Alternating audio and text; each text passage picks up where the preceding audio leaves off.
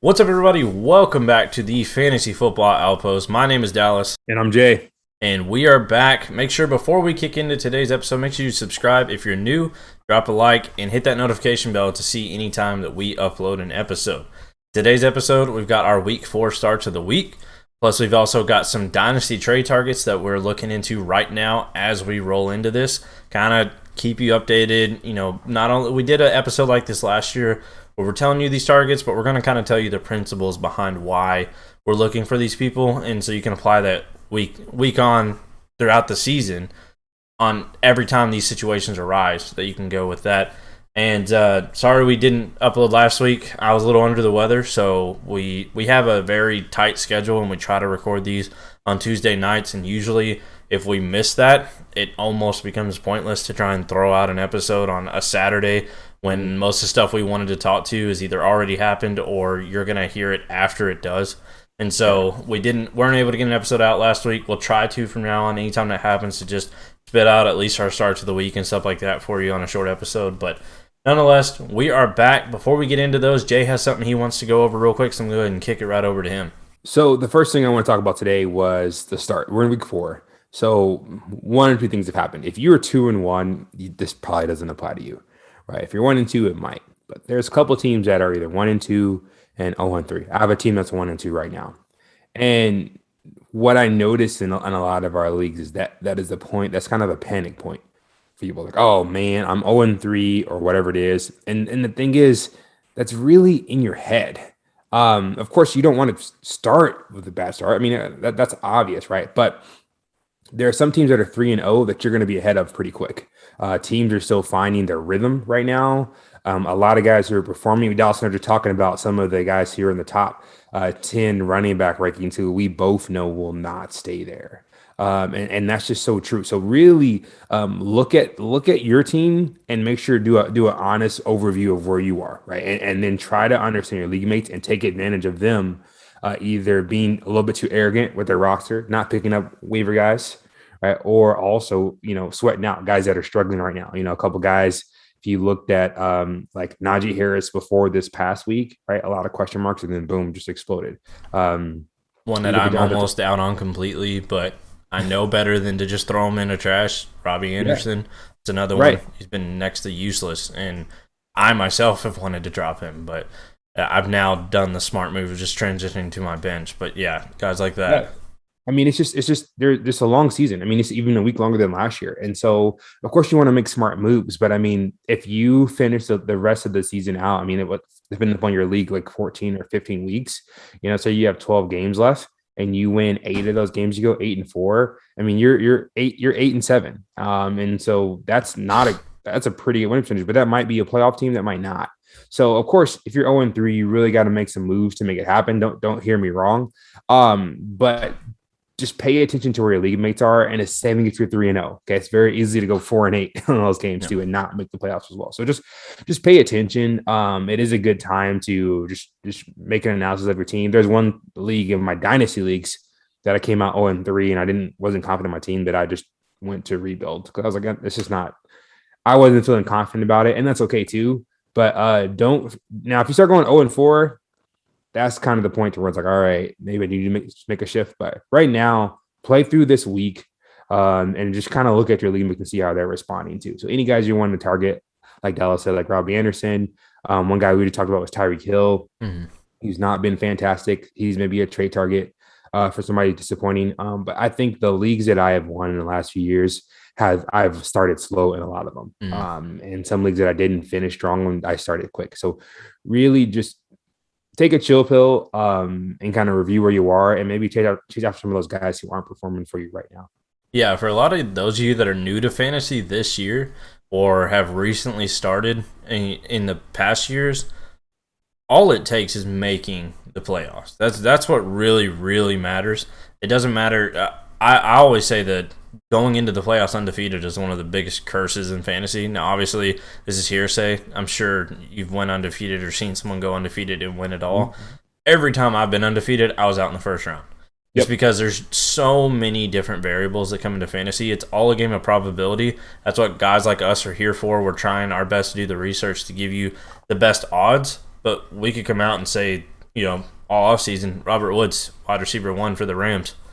Cooper Kupp's the wide receiver 1 in the league. So, there's different things that we go off of probabilities, the way players play, the way they fit in schemes, the way quarterbacks play. All of these things factor in together, and so you never know on any given week. So to go undefeated a full season, there's a massive amount of luck involved with that, unless you just have an overly, and even then, if you have this, it was luck in the draft, an overly amount of just heavy hitters that just dominate week in and week out, to which case you probably hit on a lot of your draft picks that most people miss on, and it just worked out for you that year. And so that's why it's so important to just keep in mind just making the playoffs, even if you're that last team in. I had one last year, literally perfect example of it. I made the playoffs with a losing record because of how bad some of the people fell off. My team kicked it in at the right time. I made the playoffs with a losing record, won the round 1, went on to round 2, and was up against a guy who beat me by 80 points earlier that year. I beat him, knocked him out, and won the championship. And I shouldn't have even made the playoffs. And the whole season I thought I was going to miss, and I just kind of wrote that team off as just a bad one this year. It is what it is. And then all of a sudden, chips fall right. You make a trade that helps. You pick up this waiver guy that helps a lot. And like he said, you got these guys like that guy who had a really good team. He didn't really mess with it much. And so I'm over here doing my best week in and week out, picking out all these different guys on the waiver wire that are super, super important and super crucial to, if they end up landing, there's 2 reasons people on the waiver are really important. One is if they actually are as good as they were the week prior, then you just landed high value without even having to draft them or trade for them. And then 2, they make for really, really good trade pieces if they do it at least 2 weeks in a row. And that's why there's some guys I pick up for the sole purpose of I want to move them if they do well again.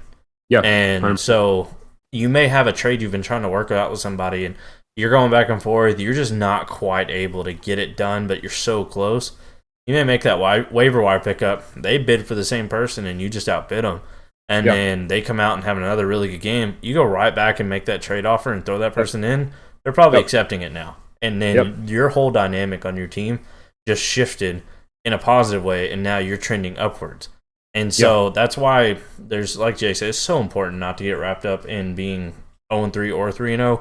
I actually, I tend to worry more when I'm undefeated because I'm just waiting for it. Now, obviously, like he said, once you get further on, then you stop worrying at all because you're like, okay, I've won enough now to where if I start losing, I'm still going to make the playoffs. But on the flip side, you can become complacent. Whereas if you're losing or you're kind of mid-tier, you're going to keep working every week to try and make sure. And don't get discouraged with your trade offers. Some people are going to love the ones you send. Some people are going to hate them. Doesn't matter. Keep sending it. The worst thing they can do is decline it. I mean, that's it. I mean, you have some people that may take it personally and then just don't want to deal with you anymore at all. And if so, then, I mean, find a way to get them out of the league the next year. But for the most part, keep sending them. If they don't like it, ask them why. Try to get feedback so you can improve on your offer, or maybe you can figure out why for the next offer you send to someone else. And so definitely it is way too early to be worrying about your teams. I would even go a step further and saying, even if you lose next week, the fact that we have an extra game this year, if you have a league that actually implemented that into its playoffs, then I wouldn't even worry until 2 weeks from now. 0-5 would be really, really difficult to come back from. You would be finishing 7-5, and you'd have to pretty much win out the rest of the year, which is really hard to do. But 0-4, you'd still have room to lose here and there, but you definitely, right now, if you end up 0-4, you definitely want to be making some shifts because there's no chance if you don't change something, unless just we start looking at luck hits you. Odds and probability. If you talk about casino or red and black, and it's red, and you got black, eventually it's going to switch back, right? It's going to switch. And so what you're looking at your team is that you want to have the team that is, if it's on a hot streak and it's red, that you're riding that red all the way through.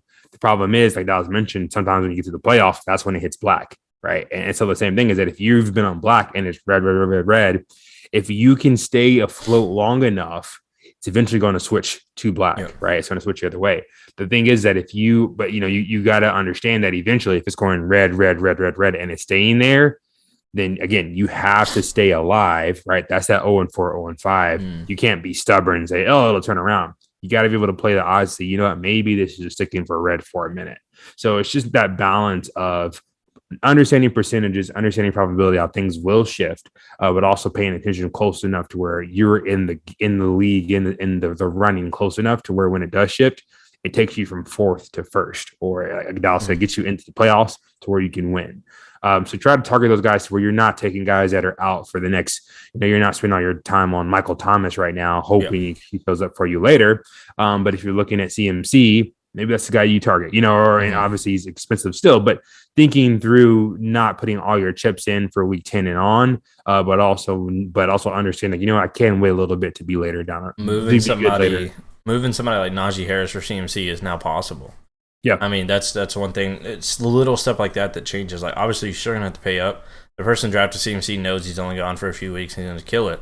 But if that person's 3-0 right now and just lost their biggest piece on their team that's been doing it for him, give him some, throw him a little life raft with Najee Harris and say, hey, I'll take CMC from you.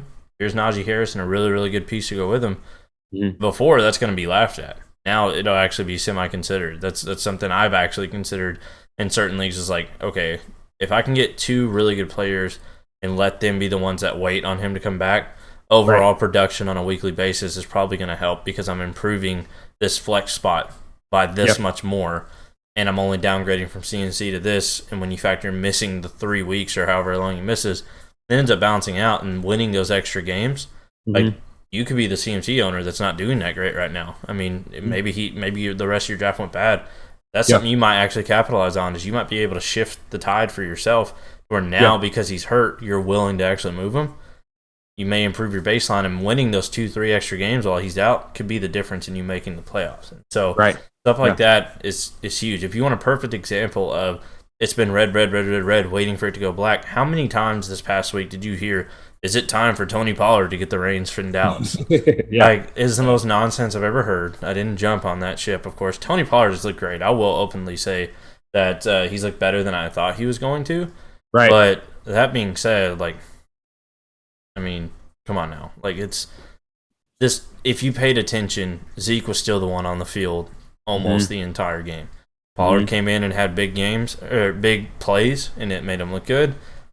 Now, granted, I'm not going to expect 2 touchdowns every single week for Zeke or anything like that, but if you watch the game, Zeke looked great. If you watch the first 2 weeks, when Zeke ran the ball, Zeke looked great, and it's just not really fell his way. So, and it's definitely odd seeing that team, because we all thought they'd be a whole lot more pass-heavy. Right. They have one of the perfect balances that I've seen, because you're still happy with the receivers right now. And granted, Dak had a bad week last week, but that was because all the running backs got all the touchdowns. Right. But he had a good week this week. The receivers are all doing pretty well.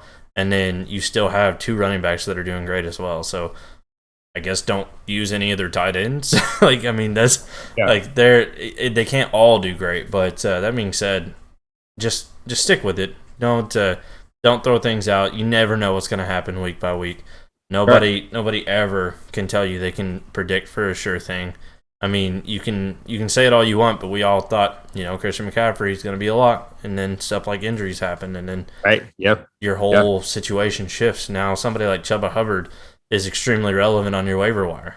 If anything, just to pick up and send to the CMC owner to get, Darrell Henderson, who he's got on his bench right now, and you're struggling at running back. Well, you just gave him his backup, and you just took the guy he's not even using right now because he's been hurt.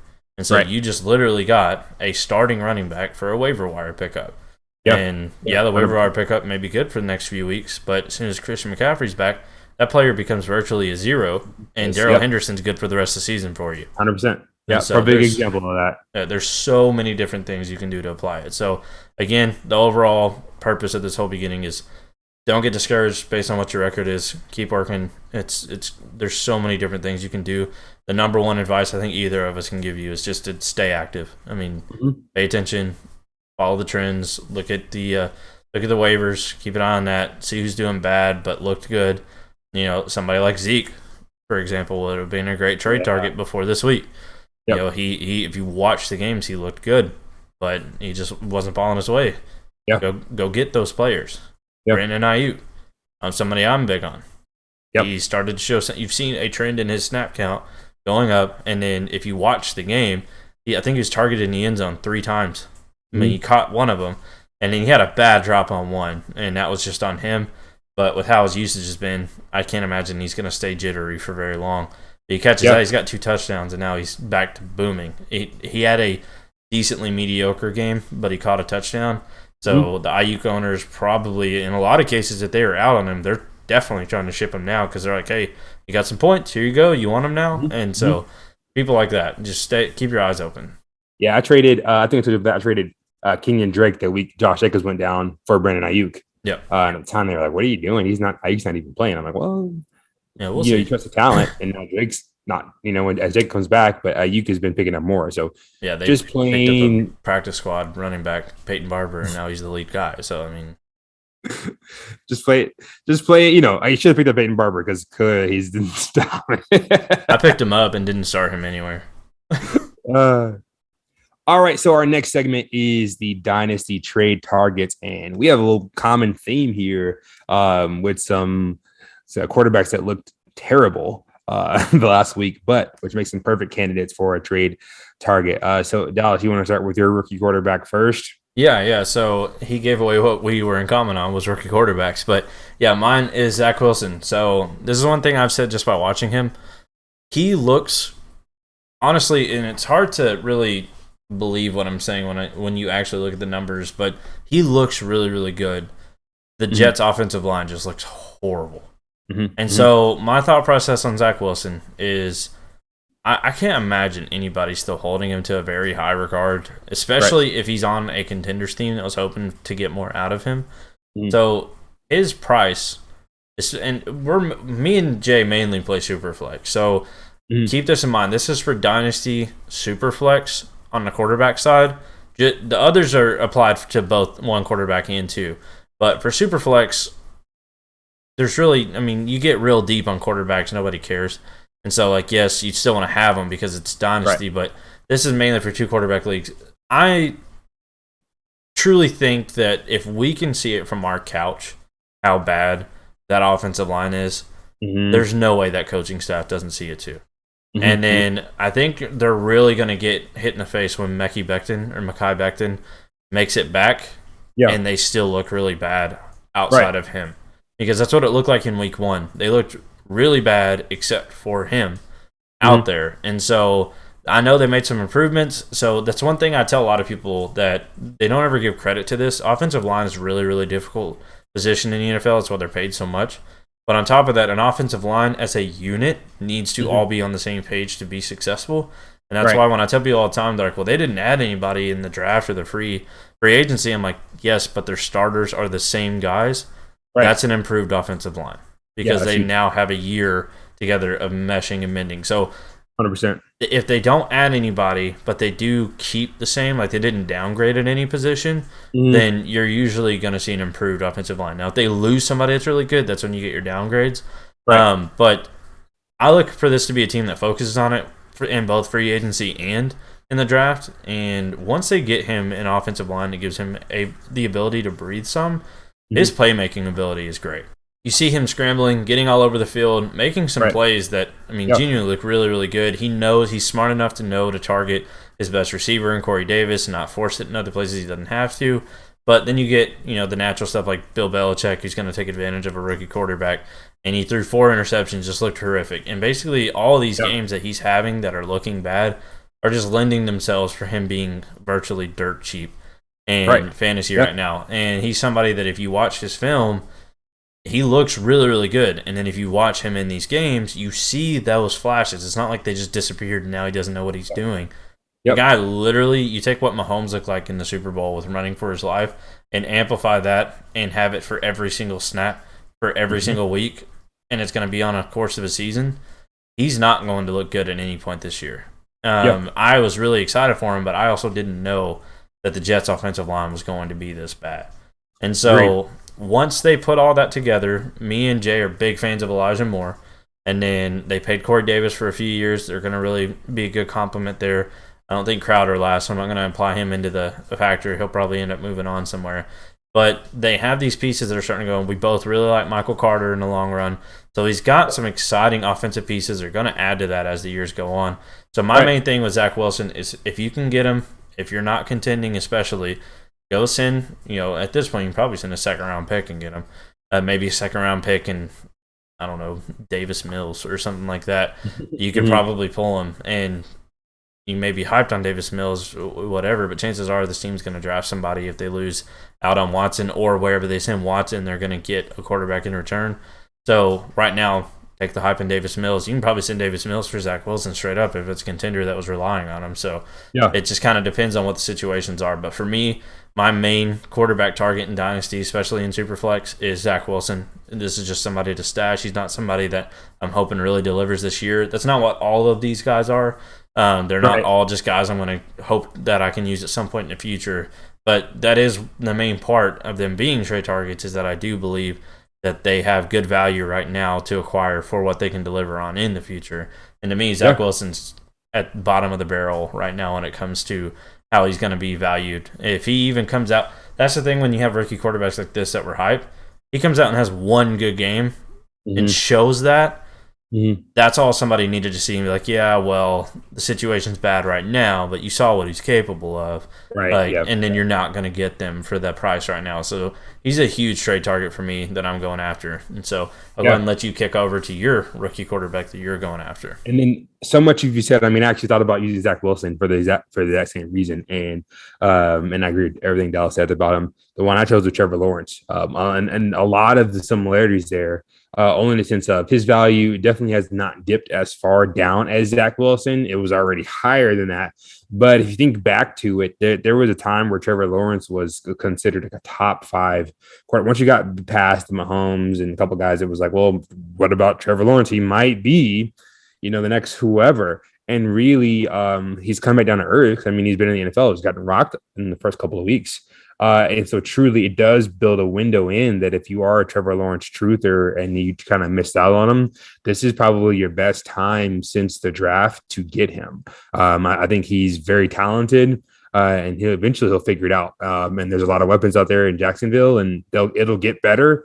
But I mean, catching the rookie quarterback early in the season when their struggles is a great time. You think about Herbert last year, and I'm not saying that Lawrence will have a Herbert season, but you think about trying to trade for Herbert the first couple of games, that was your chance. Once we start getting his rhythm, second half of the season, post Tyrod, all that situation, that was it. So, right now, Lawrence is quarterback 7-8 in Dynasty, but that's better than quarterback 4. So not as big a drop as it is for Zach Wilson, but definitely somewhere to where now that person who wasn't even answering the phone, if you say in draft trade and stuff, but now you can at least get them the pick up. So just someone to kind of think about as far as quarterbacks in addition to Zach Wilson. Yeah. My main thing with Trevor Lawrence is it's a really good example there too on how people were looking at him prior to the season starting, even in redraft. He's going to like quarterback 11 or 12 in redraft. And one thing that I've noticed is he's starting to get dropped all over the place in redraft. Usually, if you see players that were drafted, especially rookies that were drafted in redraft, kind of early, and now they're all getting dropped, chances are they were hyped because their situation's not bad or they've got good things ahead of them, but things just aren't going their way because we've gotten so used to these quarterbacks spoiling us over the last few years where, Joe Burrow in that flash before he went down, Justin Herbert for what he did last year, they've all looked so good from the start and not realizing that typical history is they take a while to get accoladed to where they are a few years down the line. I mean, all the way back to Dak Prescott, his rookie year was phenomenal. And so people like, well, this 4th-round draft pick can do it. These top guys definitely can. And then they do it. Baker Mayfield comes out, does it. And so we're sitting here expecting that out of all these guys, and then people like Trevor Lawrence comes out and disappoints, and you're like, okay, well, that was definitely wrong. We're just overhyping him for no reason. Now he's in the big boy league, and he's terrible. See ya. And some people genuinely feel that way, when in reality, Jacksonville is a horrible team. That's just all it is. And Dynasty, that's the whole purpose, is this is not just for the year. They're going to make shifts, they're going to make adjustments, and things are going to get better. And honestly, Trevor Lawrence, things are going to get better a lot sooner than Zach Wilson. And so if you can go get him right now, then he definitely should.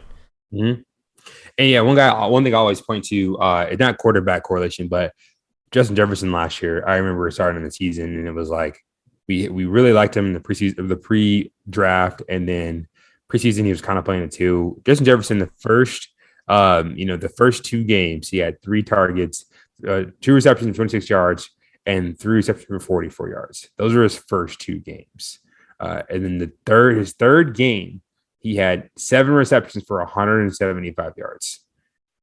And then the rest is history. Yeah. That was it. And then boom, here we go. And so just keep that in mind that, after those first couple of weeks, I mean, some of those rookies need a minute. And so, I mean, there's stats all over the place about rookies first couple of games. And, and I'm sure Justin Herbert's not that different. So just keep that in mind. This is a guy you can go after that. Eventually they'll pan out. Just that rookie. There's definitely I don't know what you call it. Not even a rookie wall, right? But just kind of this roadblock right away that a lot of rookies run into. Mm-hmm. And then again, that takes me into the next trade target is Javonte Williams. And then Dallas might be like, wait, Javonte Williams, because I'm notoriously I was lower on Javonte from the start. Just always thought he was a little bit too overhyped. I like this film, but where his price tag just was not for me where it was. And so now, because everyone kind of said Melvin Gordon is the guy for the first weekend, and Javonte will crush it all the other 17 games. And Gordon has really stuck around a lot more than even I thought he would. But that doesn't mean that Javonte's not great. I see some good flashes of him. In week 2, he looked really good. So he's a guy that, similar to as with T-Law, like if you are a Williams guy and you don't have him in every league you think you should, this is a good time to go get him. Gordon's still around there. He's not scoring a ton of fantasy points. He's not the workhorse back. He's not taking over that backfield. I saw something the other day that they still feel like Melvin is the best guy when the situation counts. And maybe he is. And so it just opens up that door to say, you know what, I can go buy Javonte now. So that's kind of my rationale. I had a couple, I'll have a lot of rookies in my trade targets right now, but just because of what we thought they would be is not completely wrong, and they may still be that, but their current league performance has made them a little bit more acquirable right now. Yeah, I mean, this segment lends itself to us using rookies just because of the fact that pre-draft and preseason, you have so much rookie fever from the drafts where everybody's hyped on them for good reason. A lot of these guys are really, really good, but we're all so set on what they could be as opposed to what they are. Right. And so we get stuck in this paradox of, well, they haven't done anything yet. So technically I could trade them, but at the same time, they could do everything. And so I can't trade them because they may be amazing. And so now you're in that window where these guys that have kind of disappointed a little bit or just not quite lived up to what people had hoped, some people are like, okay, maybe I was being a little bit ridiculous with that. And so Javonte Williams, kind of the opposite in that situation, especially for you, where you get to look at somebody who was really, really hyped. So I guess it still falls in that category. It was really, really hyped and you start to struggle. But like for you personally, you've actually started to see things that kind of deliver on why people were hyped on him. And so now you're like, okay, well, his price came down some. I'm willing to go pay what I need to. Like, I mean, you saw even in our main league, I went and got him. I'd try to get Javonte everywhere just because it's so strange for me because I usually never like that style of running back. I like the guys who are going to be catching passes, and this last week he showed us he can do that too. He had 4 targets, 4 catches. You give me 4 catches in a guy in a PPR league or running back, I'll take it. Especially if they become the lead carrying back. And so, I mean, you gave Derrick Henry 4 catches a week, he'd be unbelievable. And so that's why I said you look at situations like that where he's kind of in that category of running backs I usually don't like, but then I was watching him and I just something about him. He's just so good and so powerful at running the ball, but he didn't look like he was as limited as some of those power backs usually end up being, like an A.J. Dillon right now. Right. As much as you'd like for him to be that guy, if Aaron Jones goes down, you're going to see a lot of Kylan Hill. And so it's still not going to be just A.J. Dillon because in today's game, you need to be versatile or there's going to be more than just one of you back there. And that's the way it works. I mean, it really is. And so there's very, very few situations where it is just one guy. Now, even one of the best running backs, best, in my opinion, in Jay's opinion, best pure runner of the football is Nick Chubb in the NFL. Kareem Hunt's his backup, and he gets almost just as much work. It just goes to show you that there's almost no situation. So when you look at guys like Javonte, typically you're going to shy away from them. But Javonte is somebody to me that looks like he can be special. I really, really do like him. And the fact that Melvin Gordon has shocked us all thinking he was just done, and he's coming out and looked this great, it makes him a perfect trade for target. The only reason I didn't have him as my trade for target is because I've had him as my everything else, like in every episode. So I don't. Same reason I didn't have Justin Fields. He fits in that same category with the first two at quarterback. He had this bad week, but I've said enough about Justin Fields to know if you're going to ask me, should you go get Justin Fields? I'm going to say absolutely. So that's why we're trying to expand it a little bit, which kind of leads us to our next one here, which is my running back. A little bit of a different situation, so we can have a little bit of a different conversation around him, is J.K. Dobbins. Guys like this who are supposed to be hyped, and actually there is a rookie that falls in this category too, and we'll throw him in after I get done explaining it. But guys like this that are very talented, and everybody's hyped on them, but then they get hurt, and they're going to miss an entire season, it's natural for people to completely forget how relevant they were. And if you have somebody who's contending and was really, really relying on Dobbins, I'm that guy in multiple leagues. I'm scrambling. Now, if I wasn't such a big Dobbins guy, I would have already traded him.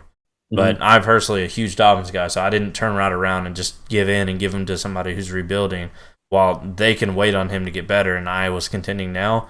I like Dobbins too much for that. But I'm telling you to do just that. If you're somebody who can't afford to wait on Dobbins, go get him. Chances are he was on a contender, and they were ready to make a push, and he threw such a wrench in their plans when he went down. And so he's kind of fallen under the category of guys who are hurt but are really, really talented, and they've either struggled early on because of their injuries or they are missing an entire season because of it. Either way, they get buried in people's minds, and so the value comes way down on them. And then the problem with guys like that is you cannot wait until the offseason to trade for them, because as soon as this season is over, they're not injured anymore. Even if they are, nobody cares, because they're like, well, they'll be healthy by the time the season rolls around. That injury is irrelevant to me. Unless it's like a serious, serious one. Shout out to Tate, Cam Akers. It's an Achilles, man. Move on. And so, nonetheless, guys like J.K. Dobbins, perfect target.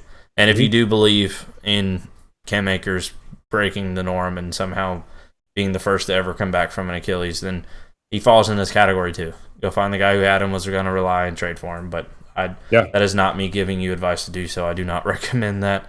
But J.K. Dobbins for sure. And so the reason I said the other player I was mentioning that kind of falls under this category as rookies is Travis Etienne. Same thing.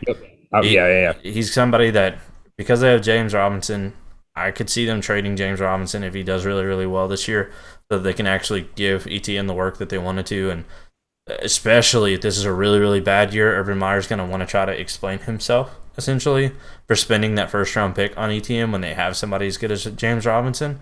So if you can move James Robinson for some value, then and actually give Etienne that work next year, then great. And that was my main thing with Etienne, with me not being big on him because of his location. It was like, I like James Robinson, and it just didn't make sense. And so I wasn't just going to pencil in Etienne to be the shoe-in. I mean, he's going as high as like the 5th round, and Dynasty and redraft in some cases. And earlier in Dynasty, but as early as the 5th round and redraft, I was like, I don't put him in that category at all because of James Robinson. Whereas next year, we don't know what that's going to look like. And because his value is lower right now from being injured, he's somebody that you can get low enough to where you can take the shot and just see. Worst case scenario, you've got the Nyheim Hines. That's fine. And so he's going to get you some good PPR work for sure. So a question for you. Yeah. You had a young Dynasty team. Would you rather have Dobbins or Javonte Williams? Young Dynasty team? Personally, would be Javonte, because I think his ceiling is right there with JK, and he is currently healthy, and I don't have to necessarily wait on him. However, J.K. Dobbins' ceiling technically as a whole with what we saw last year could have been higher. I am a little worried because of the way the whole Ravens running back situation is, or Gus was expected to do a lot. I personally didn't think he was going to do as much, but that does still loom. And so we'll kind of see what Tyson does this year. But for me, I think there's a path for Javonte to become that guy and that guy only there, especially when they move on from Melvin Gordon. Now, they could end that discussion immediately and do something stupid and just draft, Breece Hall or something like that. And then we're like, you've got to be kidding me. Like, what are we doing here now? But, barring something like that happening, he's somebody I think they add accent pieces behind rather than next to, if that makes sense. Sure. Yep. And so whereas they paid Gus like they wanted him to be next to, I still personally don't believe that was gonna be the case. But now that with all the injuries going on, they may view it as these guys are more fragile than we ever believed. The head coach even came out and said, the days of just having one running back are gone. This team runs the ball enough to where I don't care. My main thing is Gus can't catch the ball, so J.K. Dobbins is still going to be that guy who gets all the passing work too, and he's the better runner. So to me, that's actually a really good question. They're so close, but personally, I do see a path for Javonte to become that guy. And so for me, honestly, probably Javonte, but I'm not dumb either. Like, I know the values, and so I'm not going to turn right around and trade Javonte for Dobbins. But when I'm in a situation like that, or Dobbins for Javonte, but when I'm in a situation like this where I would prefer one to the other, I usually try to trade. I would try to trade JK to somebody who's maybe middling, and they have Javonte. I would send JK for Javonte plus, even though in reality I'd prefer Javonte. I can get more than just Javonte back, and I'm extra happy with the deal. And so that's kind of the way I view that situation. But yeah, that's definitely a really good one because it's one where like my heart and my head fight each other on it. And so it makes it a really, really difficult one. But they're very close for me, honestly. They're two guys I'm huge on. And if I can, I'm going to find a situation to where I have both, which is exactly what I did in the one league I made the trade. So I'm happy with both of those. But kind of expand a little bit on what I was talking about with the injuries, about how it's guys that are either out or have been struggling because of the injury, leads me directly into my wide receiver trade target, which is Brandon Ayuk. This is somebody that, especially if you're in some of my leagues with me, I have argued till I was blue in the face about Brandon Ayuk, about how is he busted, does he suck? And I've been on the, no, he's good, he's just been hurt. No, he's good, he's just been hurt. No, he's good, he's just been hurt. And then they have good counterpoints. Why are you putting somebody who's hurt out there to return? Why is he even playing if he's hurt? Why is this guy getting so much work? Is it really that he's hurt, or is he just not as good as you think he is? And my personal standpoint on it is it's a hamstring. His issue that he's been dealing with is a hamstring, which is something that in most cases, the only person that can tell you how bad it is the person dealing with it. There's not a whole lot that's going to show you on with that. It's basically, how do you feel? Does it feel good? And you see so many times where guys are like, yep, I'm great, let's go.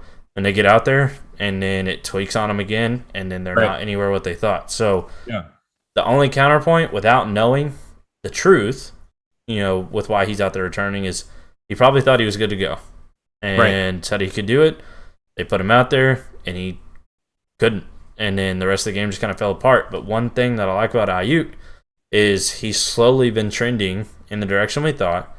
The actual coach himself speaking, and not just clickbait titles from beat reporters, it's been because of his injury is why he's not been able to impress and not been getting the work that he wants to have.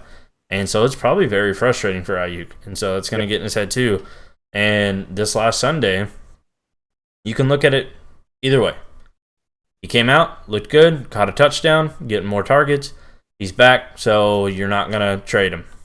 Or you can look at it from the other perspective of, okay, I've been dying to get rid of this guy, and now he finally showed me some light. I'm going to go ahead and trade him. And so this is going to be a dice roll for anybody who does make the attempt to go get Ayuk after this last week.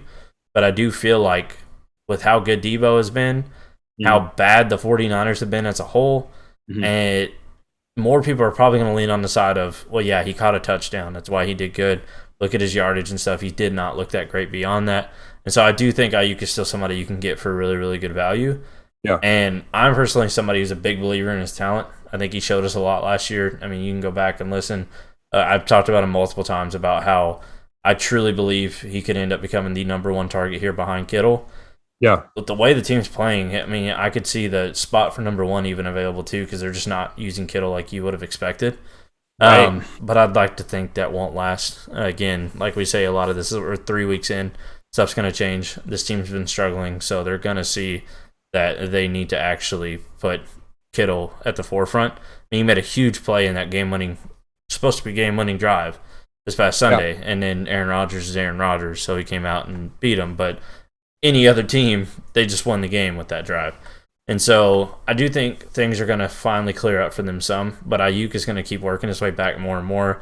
Debo's kind of finally came back down to earth a little bit. And so after that huge week 1 explosion where he was just the next best thing. And so for me, Ayuk, big target. I think you should go for him. I get the doubts because it's been such a murky situation in San Francisco all around. But I think for that reason is the main reason I'm not concerned that it is something more than he's just been dealing with an injury, because if it was something beyond that, I don't think you see it trending upwards. I think you see it kind of stalemating to where eventually, even if he gets more playing time, he's not doing anything else with it. And if he's actually bad, why are they going to continue to give him more playing time? To me, if you take all of the narratives out of it completely, and you look at the simple facts that this is a player who is dealing with an injury, and he started with X amount of snap percentage, and that's increased. His work has increased, and he's been working back from the injury. To me, it just literally looks like a guy who dealt with an injury and is working his way back.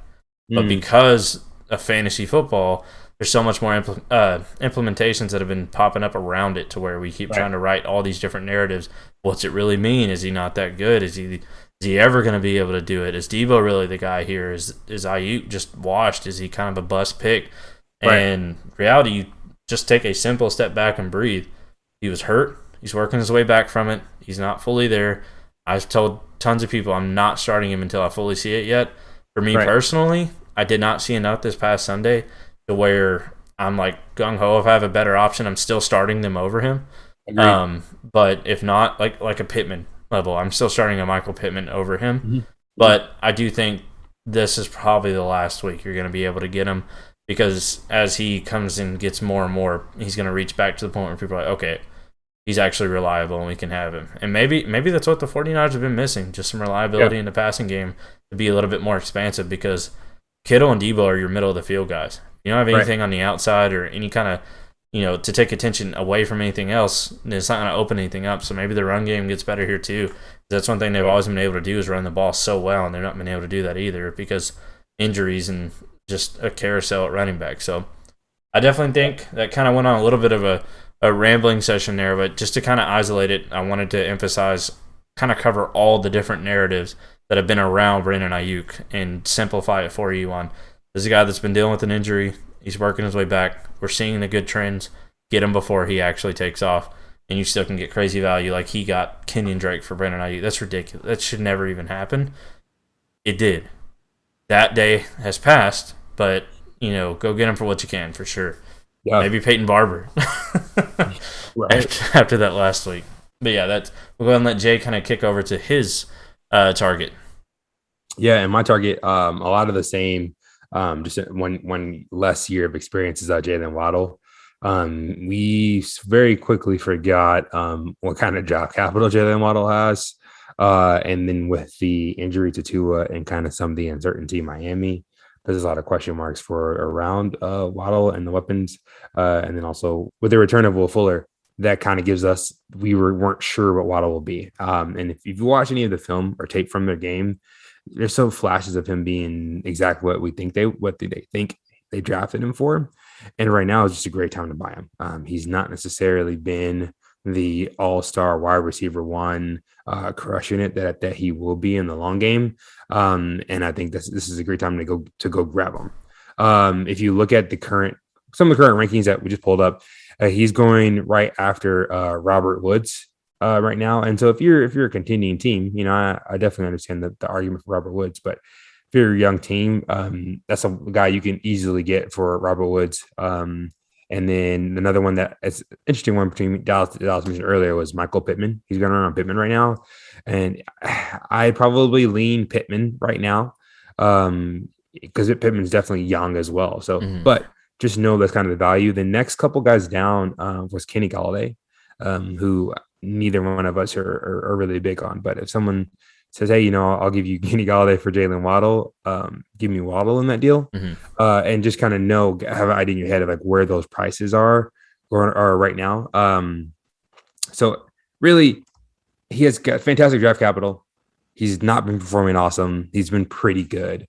But I think his ceiling is ginormous as Miami figures things out, whether that's with Tua or Deshaun Watson or whatever Miami ends up doing. Not with Brissett is essentially whatever the other option is. So he's a guy I'm definitely looking at getting into that's really kind of under the radar. That it may take a little bit for him to have that blow up time frame, but someone that's definitely more approachable than they were during the rookie draft.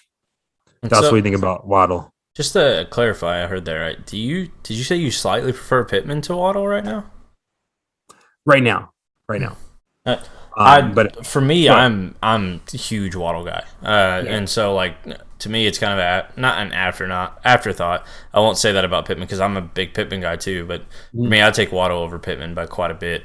But it's just because of what he can be. So the argument for what they have done, what have you done for me lately? I definitely see Pittman, like he's shown the signs of what he can be as well. 100%. And so they clear some things up there, and then you've got an alpha one, whereas we're not quite sure is that what Waddle's ever going to be. So I definitely understand that point of view. To me, I think Waddle's a special talent, and so I'm gonna especially if I'm not contending, somebody like a Robert Woods, I'm gonna move immediately for him just because. What do I need him for? Like, especially let me move him before it's like a shoe-in thing that he's worse than Kupp by a lot. Because right now we still don't know. It's funny saying that because of how much further Kupp is than the number 2 wide receiver in the league, let alone the number 2 on his team. But for me, you're going to have those weeks where Robert Woods kills it.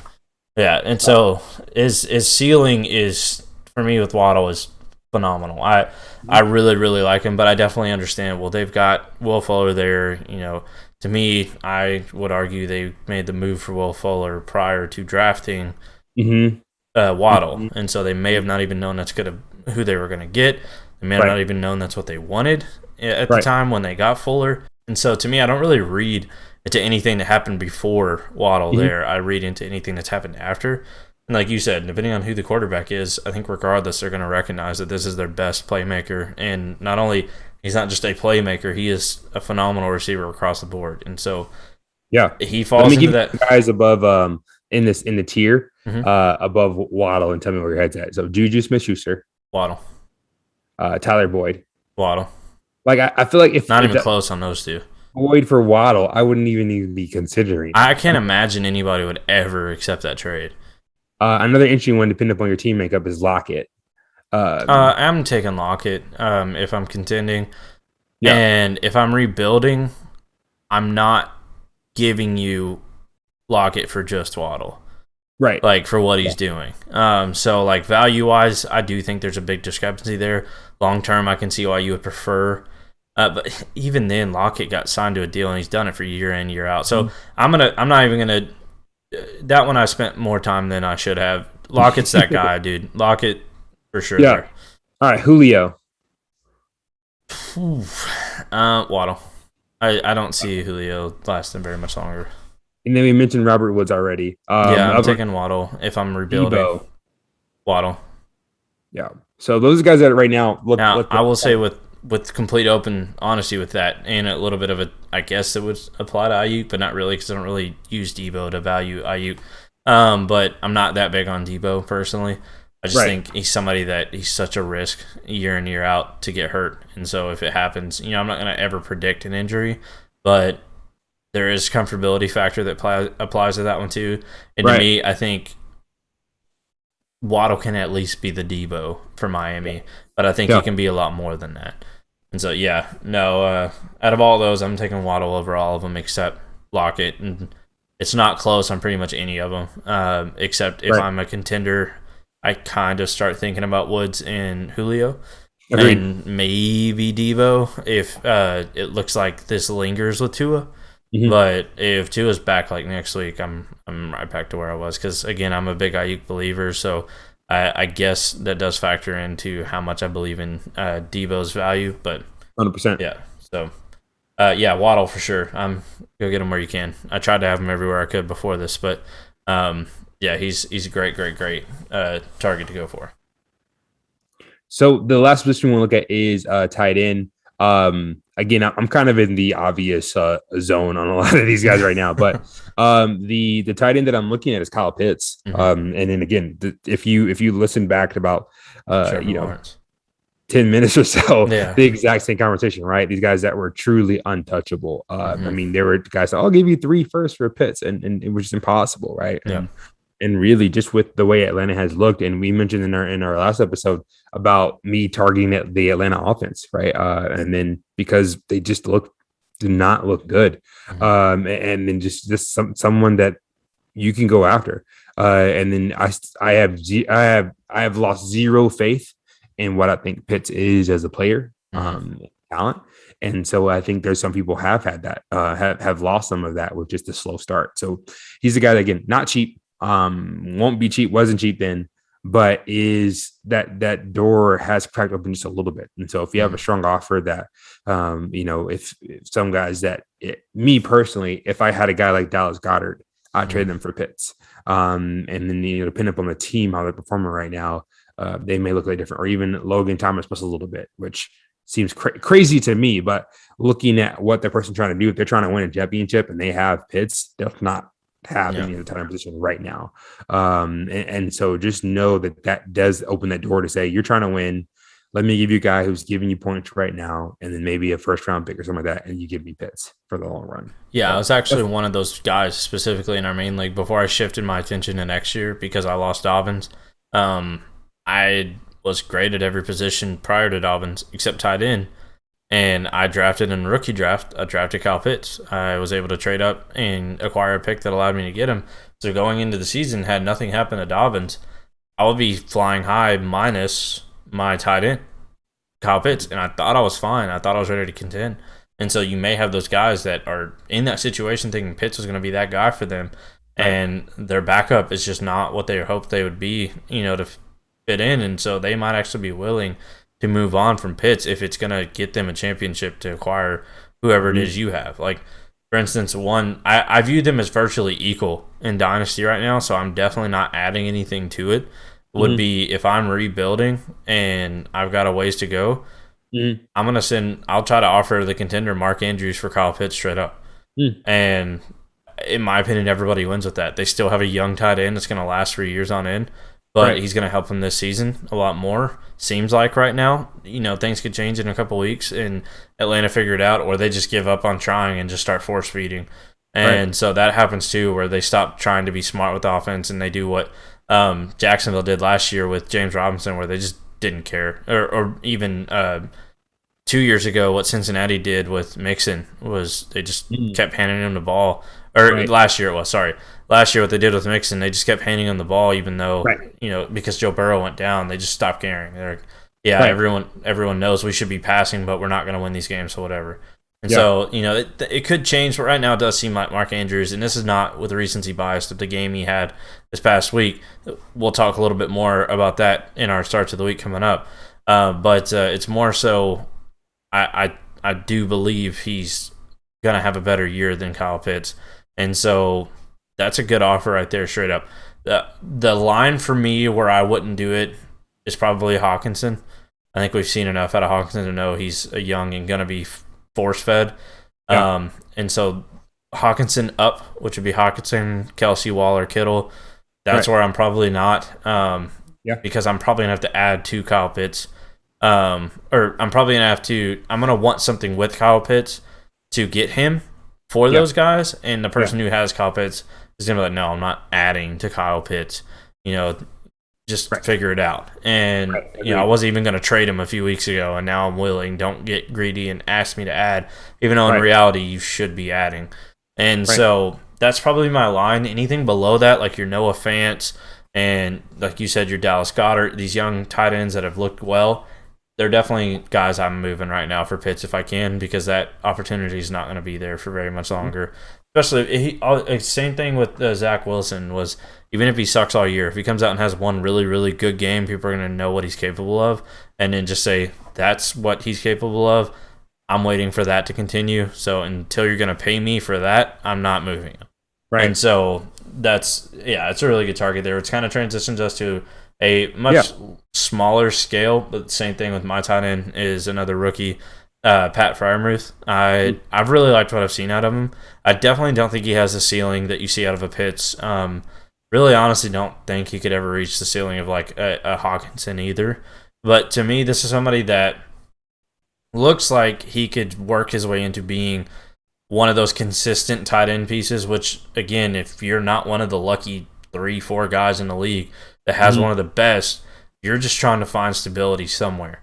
And so if you're rebuilding, I definitely think Pat Freiermuth is one of the greatest targets you can go for right now because he's not really done anything. To me, I view him and Cole Kmet in almost an identical light because they're both young guys that were drafted to be a really, really good, dependable piece for their offenses. But because they're tight ends, it's going to be a little bit before they get there.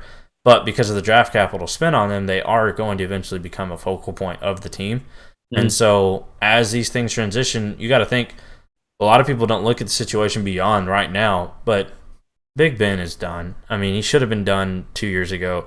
I was one that was just beating the drums trying to get them to draft Jalen Hurts. That's who I wanted them to draft. I thought it made perfect sense. You get a quarterback that's fallen in drafts into the second round. You guys have Big Ben right now. He can sit for a year. You got great value, and you shoe in your next starter just like that. And I just thought it was a no-brainer, and they didn't do it. And so now I don't know who they're going to end up with. But regardless of who they end up with, a young quarterback trying to learn is going to really, really like a big, dependable target in Pat Freiermuth. You could argue Claypool's a big, dependable target too, but he's going to be further down the field, which is what a lot of young guys are too afraid to do, at least on a consistent basis. And so he's somebody that a big, dependable target in Najee Harris. Yeah, exactly. I mean, he's going to be there too. Yeah, that was ridiculous. I can't believe that even happened.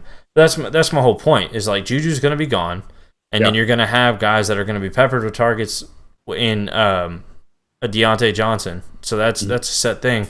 But even if you have to reach the point of who's going to be the obvious end zone target, right? That's Claypool on this team. Yeah. What happens to the usually obvious end zone targets when you actually get to the end zone? Defenses, it's obvious to them too. And so they usually double up, and that opens things up for guys like Freiermuth or Najee in that situation. And young quarterbacks like to go that route. They want something that makes them feel safe. And so, to me, Freiermuth has kind of shoot his way into being – I don't think he's going to become some superstar, but I definitely view him in the same line as Cole Kmet as he's going to be a guy that's probably going to get to a point where he's going to finish on a consistent basis as like a tight end 7, 8, which we all know is not phenomenal, but it's still – solid. It's solidarity at a position that really doesn't have very much of it. And so beyond those top guys, so I'm targeting Pat Freiermuth wherever I can.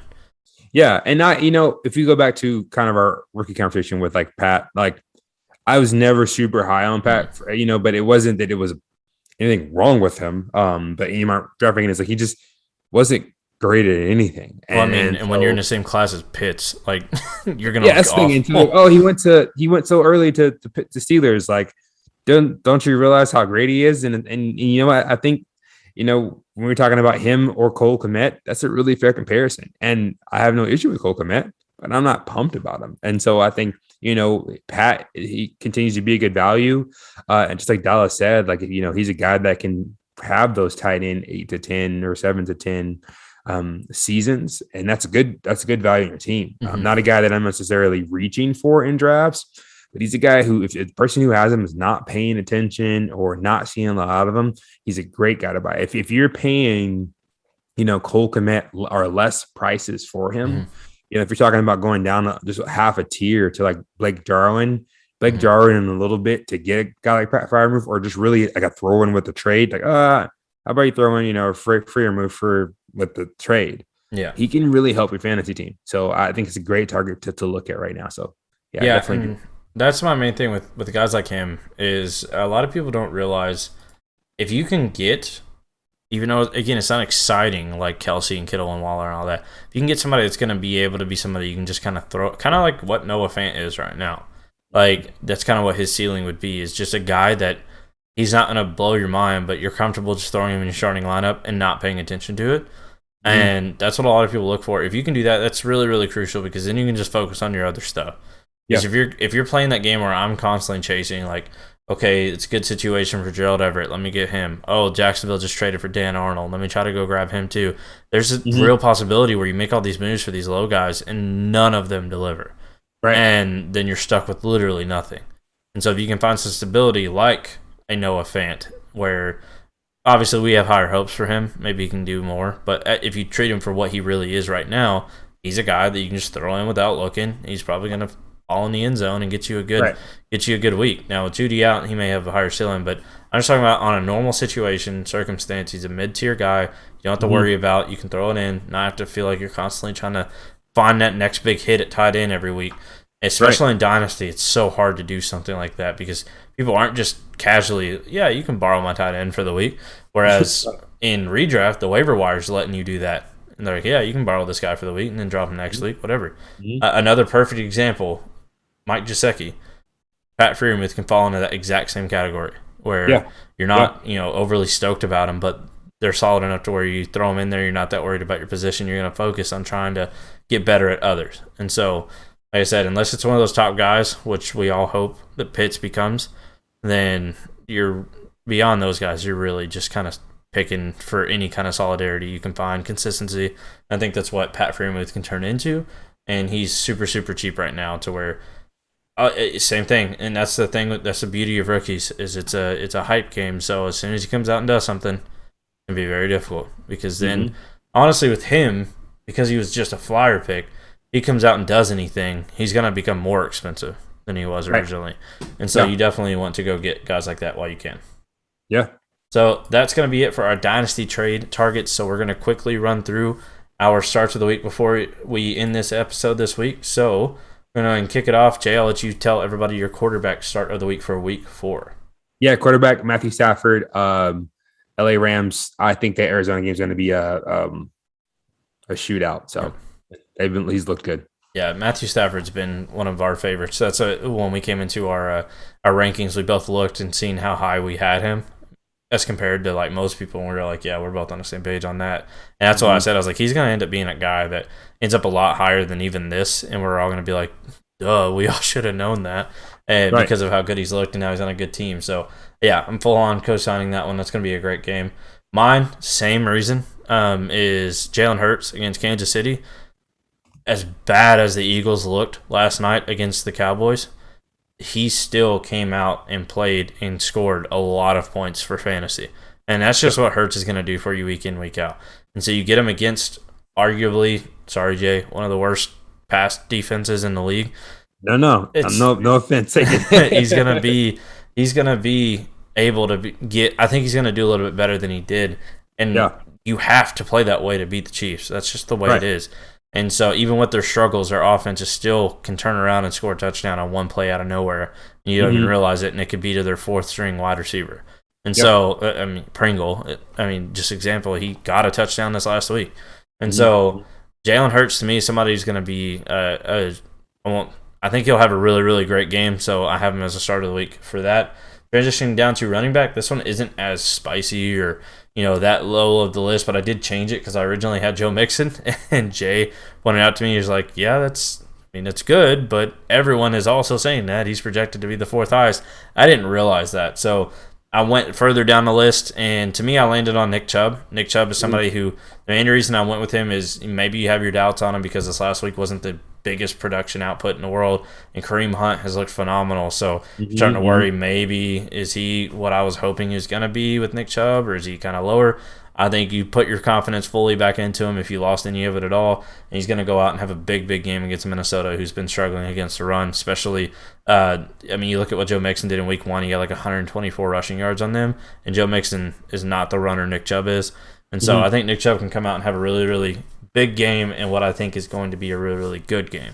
So, yeah, I like it. Mine is Deandre Swift. And really, the matchup was fine. It's Chicago, but truly just kind of where he was projected to finish. I think we looked it down here. He wasn't even in the top 10. Yeah, he was like 15, 14. Yeah, 15. It's like, well, so that's a guy that I think will outplay his value this week for sure. So if you have him, start him up.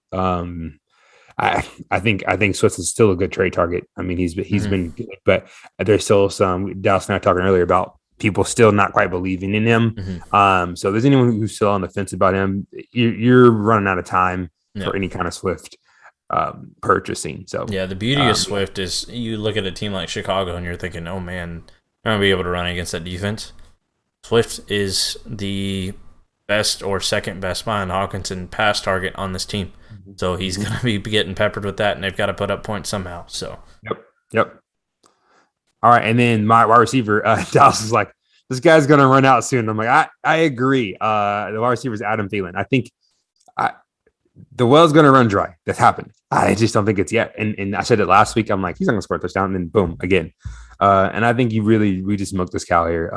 I get Thielen. That game has a 52-point over under for that. There's going to be a lot of points there with Cleveland, which it's a little bit surprising, I thought. But Cleveland defense hasn't been as good all the way around.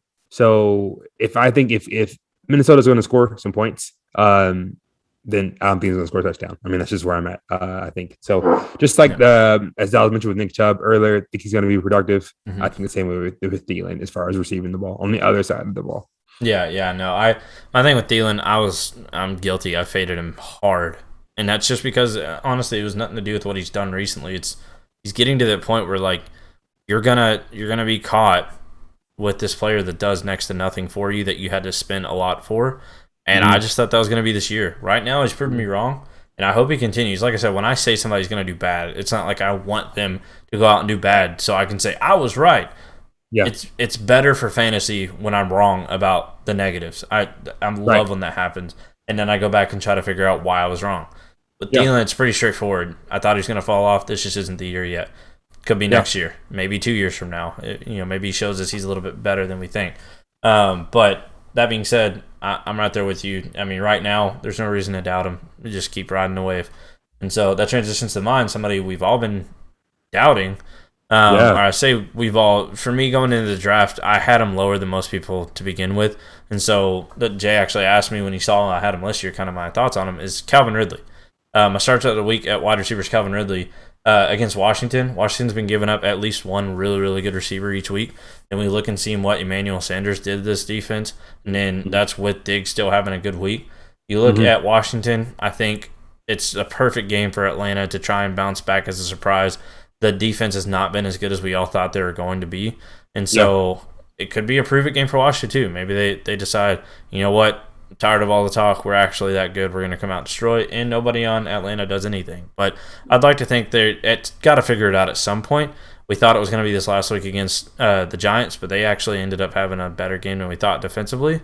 It's such a weird game. That was so odd. That's such a weird game. Yeah, agreed. But I think this is the week they finally get things rolling. I don't know how long it lasts. It may fall right back off a cliff next week, but I do really, really like Calvin Ridley this week. And like I said, going into the season, I just had him lower than most because I always said the same thing, and being good when Julio Jones misses a game and being good when Julio Jones isn't even on the team is two very different things. Defenses are planning for you and you only, whereas they're making adjustments to plan for you when Julio misses. And so that was my whole thing. I don't think it's some knock that Calvin Ridley's not as good as we all thought. I just think some people had him a little bit higher than they should have. When it comes to hype, I think maybe people are starting to come down to earth with him, but I think he's going to bounce back in a big way. He's my start of the week at wide receiver. It's going to lead down to our tight end starts of the week, and the reason I said we'd talk about this a little bit later with Mark Andrews and playing Detroit is my tight end start of the week is actually Cole Kmet against Detroit. I think this is a really, really good week. When you look at what Justin Fields came out and did this past week, it was horrible. 6 of 20 for like 20 yards. It was pathetic. And so kind of to what, Jay was saying with, Cleveland's defense has not looked that great recently. They looked great last week, but it's also because that offensive line for Chicago just let them do whatever they wanted. So I don't think Minnesota is going to be pushovers like that. So, but that being said, Detroit was a perfect week for Justin Fields to come out and start. That's why I always said I wanted his first game of the year to be this week. And now he's got a chip on his shoulder. If you've seen any of his interviews, the way he handled being drafted late, any of that, he's the kind of guy that takes stuff like what happened last week personal and is going to try to bounce back in a big way. And he's smart as well. And one thing that he's going to do is he's going to rely on some dependable targets. So I'll look for Allen Robinson to finally get that bump this week too. But somebody like Cole Kmet, on a defense who has let tight ends feast upon them so far. Tunyon had a great week against them, and then week 1, Kittle's Kittle. He had a good week. Mark Andrews absolutely had a field day on them last week. I think Cole Kmet's going to find himself open quite a bit, especially on a team that's got 2 tight ends that are going to be out there being looked at. Cole Kmet's going to keep being a dependable target for Fields, who's trying to make a statement that he is better than what we saw last week. And so to me, I think it's those 2 things pairing together with a team that's bad against the tight end and a tight end also being the perfect target for a quarterback trying to make a bounce back.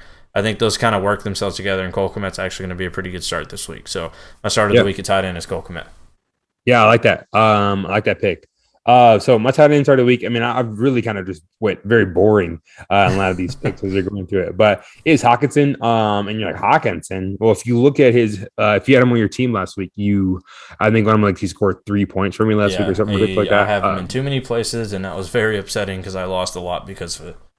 Yeah, so I think this is a bounce back week. I think, again, similar to what we said about Swift, is that anybody who has a little bit of like question marks around him, as soon as they struggle, people automatically jump right back off the ship. So, and I think Hockenson in this case, I told you this is the Hockenson. I think he's back into it. Again, the same Chicago game we mentioned before. I think that's going to be their offense, just like Dallas mentioned. The targets in Detroit are Swift and Hockenson, and so end of script. I think Dallas is going to get the ball is Swift and Hockenson. So, I completely agree. Hockenson I have in so many places. This past week of fantasy was horrible for me because a lot of the guys I drafted a bunch did next to nothing. Hockenson, DeAndre Hopkins, Allen Robinson. There's so many different guys. Justin Fields, because he started, I went ahead and threw him in too, which I fought very heavily with because I'm one of the biggest Justin Fields believers you'll meet. And even I really didn't want to start him against Cleveland because I was like, I feel like this is just not going to go that well. Yeah, and it went way worse than I thought it was going to go. But that being said, I'm fully confident he's going to bounce back this week. And so that being said, that Hockenson is somebody that I have in so many places because of that exact reason he said. Who else are they going to throw the ball to? And then on top of that, Jared Goff has looked so much better than a lot of us thought he was going to. And so if Jared Goff is going to have a good game, show me that existing without Hockenson also doing the same. And unless one of these receivers just out of nowhere, Cephas becomes a superstar or something, he's looked great. Don't get me wrong, but Hawkinson's still that guy here. It's clear he's going to get peppered with targets, especially in PPR, which is what all of our stuff is based on. Hawkinson's going to be great this week. So, nonetheless, that has been our start to the week. Thank you guys so much for watching this episode. Jay, do you have anything else you want to add on anything we went over today? Got nothing. Great stuff this week. All right. Well, thank you guys so much for watching, and good luck on all your games this week. Hopefully, you get a little bit better than I did this past week. It was a bad week for me in fantasy, man. But hopefully we all bounce back in a big way, and we'll see you next week. Thanks for watching. Bye.